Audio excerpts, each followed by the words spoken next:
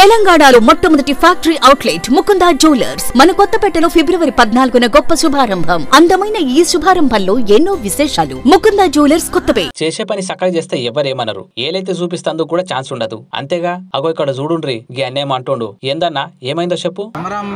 అమ్మవారి ప్రసాదం అండి, దీంట్లో ఎముకొచ్చింది.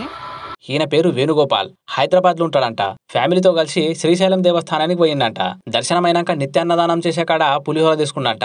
దేవుని ప్రసాదం కదా, ఇష్టంగా తింటాం. అట్లనే వేణుగోపాల్ కూడా తిన్నాడంట. మామూలుగా దేవుని ప్రసాదం ఎంత తిన్నా తినాలనిపించేటంత రుచిగా నాణ్యంగా ఉంటది. అయితే ఈయనకు పంటి కింద ఏవో ముక్కలు తగిలినాయంట.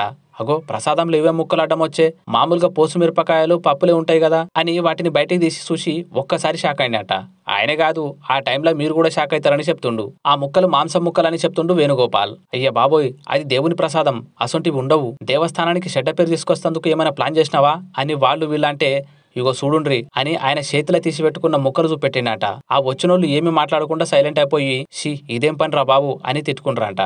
ఇక అక్కడితోనే ఆగకుండా ఈ వేణుగోపాల్ అనేట ఆయన శ్రీశైలం దేవస్థాన ఏఈఓకు కంప్లైంట్ చేసినట. అసలు ఈ ప్రసాదాలు తయారు చేసేటోళ్ళు దిమాగ్ ఎక్కడ పెట్టుకుని పనిచేస్తుండ్రో ఏమో.